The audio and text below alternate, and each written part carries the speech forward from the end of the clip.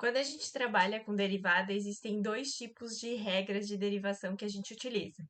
As regras de derivação específicas para operações com funções, como soma, produto, quociente e a regra da cadeia. E a gente também tem as regras de derivação específicas para as funções. Então, cada função elementar tem uma regra específica para a gente utilizar.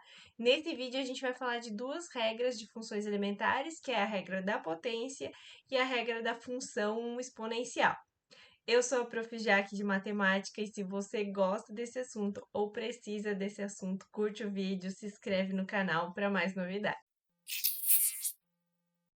A primeira coisa que a gente vai fazer aqui para entender quais são essas duas regras de potência e de exponencial é entender a diferença do que é uma potência e do que é uma função exponencial. As duas, elas são potências, porém a diferença onde está a variável é que muda ali, né? Então, quando a gente tem uma função potência, quando a gente dá esse nome de função potência, é quando a variável está na base e a gente tem um x na n. Então, todos os polinômios, por exemplo, eles são composição, né, somas ali, combinação linear, na verdade, de potências. Já a função exponencial, e como o nome já traz até esse sentido, né, a variável está no expoente. Então, o x aqui na potência está na base e aqui na exponencial ele está no expoente. E esses dois termos, o n e o a, eles são constantes, tá? Aqui o n pode ser qualquer valor e aqui o a gente coloca uma restrição, a maior que zero e a diferente de 1 para fazer sentido ter uma função exponencial. Tem aqui no canal dois vídeos onde eu falo dessas funções exponenciais e são dois vídeos porque tem diferença quando o a está entre 0 e 1 e quando ele é maior que 1. Vou deixar aqui na descrição do vídeo o link desses dois vídeos se você tiver mais interesse, quiser saber mais sobre essa função. Mas aqui pra gente o importante é entender aonde está a variável. Na potência a variável está na base e na função exponencial a variável está no expoente. E derivar essas duas funções é totalmente diferente. A gente vai começar falando da função potência, tá? A gente vai tentar justificar por que vale aquela regra que provavelmente você já conhece, que o n vem para frente, diminui 1 no expoente. Mas para a gente justificar essa regra, vamos trabalhar um pouquinho, vamos construir a ideia da demonstração antes de sair lá chegando e demonstrar. Então, eu vou pegar, por exemplo, aqui a primeira potência, né? X na zero, que é a constante 1 ou a constante, função constante, que eu posso representar por x na zero. Para derivar essa função, a gente precisa, então, aqui usar a definição por limite. Então, eu tenho f de x mais h menos a f de x dividido por h. Só que tanto a f de x quanto a f de x mais h, pela função ser constante, os dois aqui vão ser iguais a 1. Então, eu vou substituir tanto o f de x mais h quanto o f de x por 1. E aí eu tenho que 1 menos 1 dá 0 dividido por h é 0 dividido por h é 0, né? E o limite de uma constante 0 é 0. Então, a gente já sabe aqui que se eu tenho um x na zero, a sua derivada é igual a 0. A gente já sabe, né, que derivada de constante é sempre 0, mas isso é uma demonstração de por que vale essa propriedade. Agora, a gente vai aumentar um pouquinho a potência. Vamos colocar um x na 1, né? X ou x na 1, que é a mesma coisa. E aí, a gente vai seguir a mesma ideia de demonstração. A gente vai pegar a definição de limite e vai substituir o f de x, agora específico aqui. Só que aqui a gente tem um detalhe. O f de x é x. Só que o f de x mais h, a gente tem que mudar o argumento. Então, onde tinha x, eu vou ter que colocar x mais h. Assim, o limite vai ficar o x aqui no lugar do f de x, e onde tinha f de x mais h, vou trocar por x mais h. E ainda deixei entre parênteses para dar ênfase que a gente está trocando todo o argumento que era x por x mais h. O denominador continua sendo h. Então, agora a gente vai conseguir fazer uma simplificação aqui, porque vai ter o x e o menos x. Então, vai cancelar esses dois, vai sobrar só h dividido por h, e h dividido por h é sempre 1, né? Qualquer número dividido por ele mesmo é 1, e esse limite, então, tem como resultado 1. Assim, a gente tem uma segunda propriedade. Toda vez que eu vou derivar o x, a derivada dele é sempre igual a 1. Vamos aumentar mais um pouquinho essa potência. Então, vamos colocar um x quadrado. E aí eu vou usar de novo a mesma ideia. Então, eu vou substituir aqui no limite, só que eu já troquei o f de x por x quadrado, e o f de x mais h vai ser a mesma ideia do que a gente fez para o x. Eu tenho que trocar todo x por x mais h, só que agora ele está elevado ao quadrado. Então, o x mais h vai ficar elevado ao quadrado. E para a gente conseguir fazer aquela simplificação que a gente fez ali no caso anterior, eu primeiro tenho que abrir esse quadrado, ou usar distributiva, ou usar produto notável. Aqui eu vou usar o produto notável para a gente conseguir abrir esse quadrado. Quadrado do primeiro, x quadrado. 2 vezes o primeiro vezes o segundo, 2xh, e quadrado do segundo, que é h ao quadrado, menos x quadrado. E sempre vai se repetindo isso, eu vou conseguir cancelar esse termo com o primeiro que aparece. E agora, o que sobra aqui é 2xh mais h ao quadrado. E observem que os dois termos que aparecem no numerador continuam tendo um termo h. Então, a gente vai poder simplificar com esse h que está aqui de baixo. Outro detalhe, no primeiro termo que aparece aqui, só tem um h, só aparece h elevado a 1. Já no segundo, aumenta a potência, né? Vai ficar um h ao quadrado. Assim, quando eu simplificar um h daqui, vai cancelar, vai ficar só o 2x.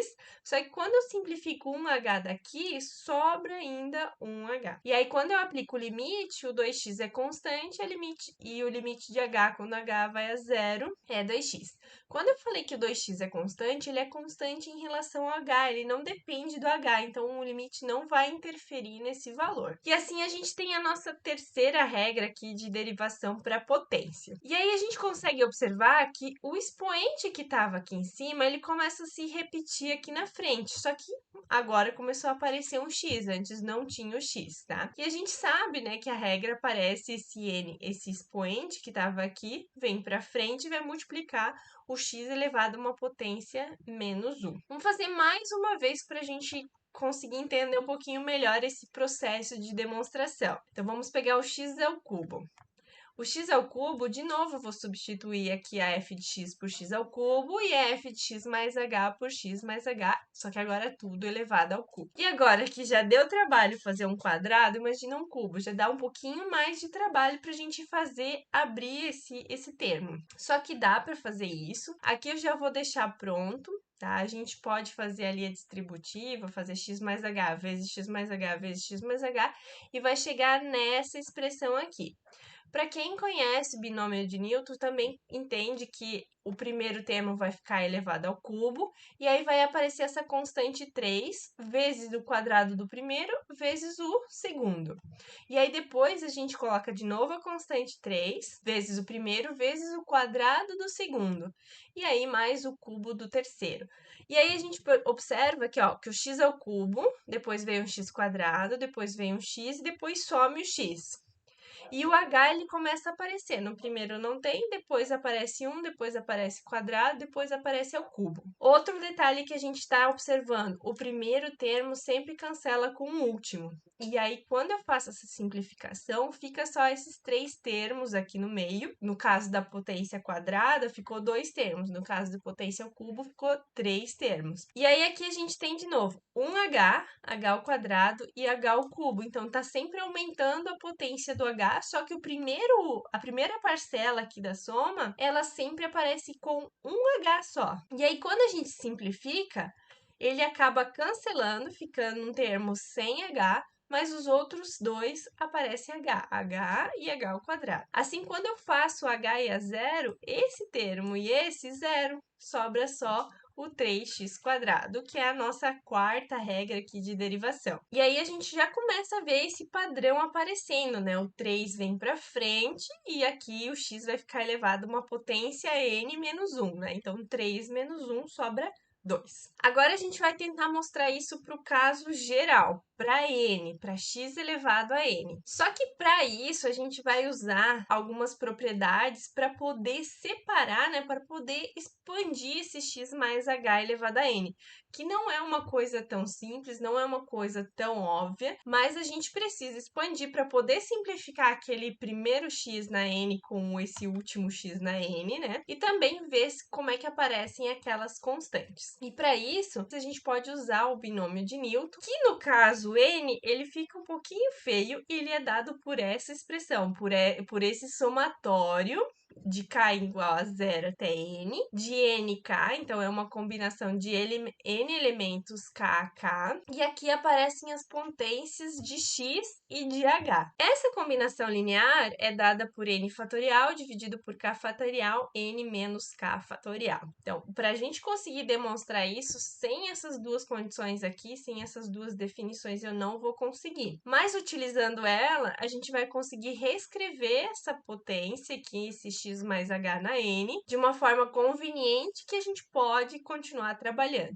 Então, de vez de usar o somatório, aqui eu vou expandir esse somatório. Vai ficar com essa expressão gigantesca, mas vamos entender ele, vamos por partes, né, para a gente não se assustar.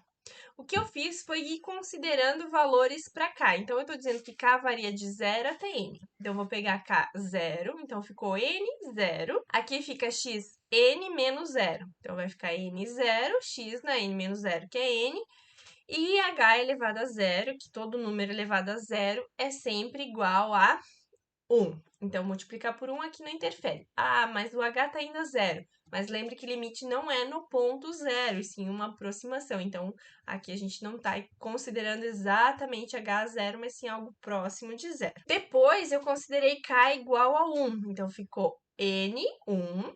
Então, esse é o segundo termo, x, n menos k, que é menos 1, e h elevado a 1. E vou fazendo esse processo até o k chegar no termo n. Então, vai ficar n, aí fica x na n menos n, que é 0, h na n. O importante aqui é a gente perceber que o primeiro termo não tem h, o depois vai vir um h, e no próximo vai vir um h ao quadrado, e vai aumentando essas potências de h. A gente gostaria, né, seguindo o padrão que a gente já está fazendo, que esse n0 pudesse ser igual a 1 para eu poder simplificar esse x na n com esse x na n aqui. Então, a gente vai calcular qual que é a combinação de n 0 a 0. n fatorial dividido por 0 fatorial, n menos 0. Eu só troquei o k por 0.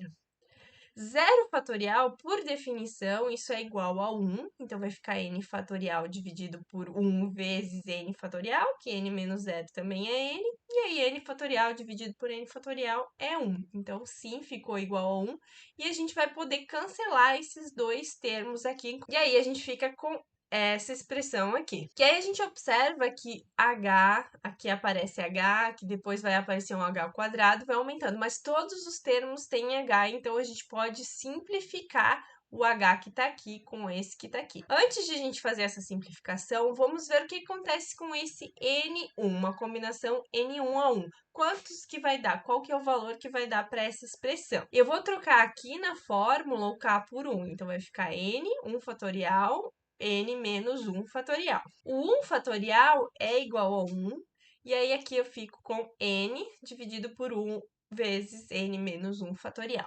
E aí a propriedade de fatorial significa que a gente vai multiplicar do n até o 1. Então, se a gente tem, por exemplo, 10 fatorial. 10 fatorial significa que eu vou multiplicar 10, 9, 8, 7 até o 1. O n menos 1, o que seria n menos 1? Seria se a gente considera o n igual a 10, seria o 9, porque eu vou pegar 10 menos 1, que é 9. Então, ali vai ter o 10 vezes 9 vezes 8 vezes 7 vezes até o 1. E no de baixo vai aparecer 9 vezes 8 vezes 7 vezes... Então, a partir do 9, vai repetir tanto em cima quanto embaixo. Tudo está multiplicando. Então, a gente pode reescrever esse termo aqui como sendo um n vezes n menos 1, né? Fatorial, que seria o 9 fatorial, e aí eu cancelo esse n menos 1 com esse menos 1, sobra só o n fatorial, sobra só o 10. E isso é muito interessante, porque agora a minha expressão vai ficar n vezes x na n menos 1 vezes h. Tá? Os demais eu nem vou precisar trabalhar muito, porque eu sei que essa potência do h ele vai sempre aumentando. Vai ficar h, depois o h ao quadrado, h ao cubo e assim até h na n. E aí, quando eu simplifico, o que aparece? Esse primeiro termo não vai mais ter h. Aí até escrevi o próximo, que seria o n2, x na n menos 2, h ao quadrado. Só que como eu cancelei com esse h, ficou só um h. E assim, todos os outros eu acabei cancelando um h. Por isso que ficou h menos 1, virou h menos 2. H, né, elevado a n menos 2. E aqui tinha um h na n com esse menos 1 aqui de baixo, ficou HN menos 1. E agora todos esses termos aqui dependem de H, só que o H vai a zero, então vai simplificar, vai virar tudo zero isso aqui. Vai sobrar só esse primeiro termo. Por isso que a gente nem precisa se preocupar com essas combinações, porque depois, quando o H vai a zero, ele elimina todos esses termos e fica só o nxn menos 1. E essa, então, é a regra da potência que a gente conhece. Demonstrar essa regra da potência não é tão simples, precisa daquelas duas condições, daquelas duas definições, né? Do binômio de Newton e da combinação para conseguir mostrar porque a gente precisa expandir esse termo x mais h elevado a n, onde o n a gente não sabe quem que é, né? E para fechar, então, a gente vai demonstrar por que vale, né, a derivada da exponencial. A derivada da exponencial, por mais que seja uma função exponencial um pouco mais difícil, assusta um pouquinho mais, a sua justificativa é muito mais rápida, é muito mais prática, né? A gente vai usar de novo a definição pelo limite de h indo a zero, de f de x mais h, menos f de x dividido por h. E aqui a gente vai trocar o f de x por a elevado a x e o f de x mais h por a elevado a x mais h. Então, vai ficar essa expressão, muito menor. Só que aqui, para a gente poder resolver, tem que usar as propriedades de potenciação. Então, se eu tenho uma soma no expoente, eu sei que eu posso reescrever esse termo como o produto de duas potências, que é o a elevado a x vezes o a elevado a h. O a elevado a x aparece nos dois termos dessa soma, né, dessa subtração. Então, a gente pode colocar em evidência e, inclusive, tirar do limite, porque ele não depende de h. E aí vai ficar essa expressão aqui, já coloquei lá para fora do limite. Quando eu tirei o ax do primeiro, ficou só a elevado a h. Quando eu tirei o ax desse segundo, ficou 1, né? Não pode esquecer que quando a gente tem dois termos aqui, tem que ficar dois termos quando eu coloco em evidência, né? Se quiser fazer o processo contrário, fazer distributivo, vai ficar ax vezes AH, e ax vezes menos 1 vai ficar menos ax. E esse limite aqui é um dos limites fundamentais que a gente tem, que é o que tem como resposta o ln. Então, a elevado a x vezes ln de a. E essa é a derivada da exponencial. E aí você pode estar se perguntando, mas a derivada do e na x não é o próprio e na x? Essa é uma das regras de derivação que a gente mais usa. E ela vem dessa geral aqui, porque esse A pode ser qualquer número maior que zero, desde que seja diferente de 1, inclusive o E de Euler. Então, quando a gente deriva o E de Euler, a gente usa essa regra aqui de derivação. E aí vai ficar E elevado a x, ln de E. Só troquei o A por esse valor E. Mas o ln de E, a gente tem que é um logaritmo de base E com o argumento E, e isso é sempre igual a 1. Então, ln de E igual a 1 vezes E na x, então é o próprio E na x.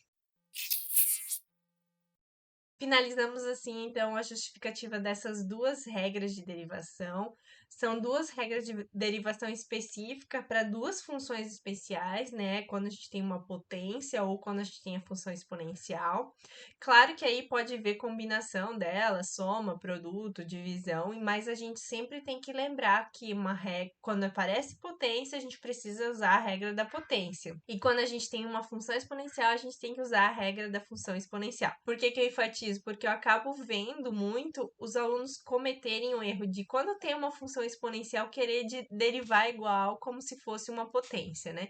Tem que ter essa distinção entre essas duas funções. Espero muito que esse vídeo tenha esclarecido, que você tenha gostado, que existe essa justificativa, né? Por que vale cada uma dessas regras.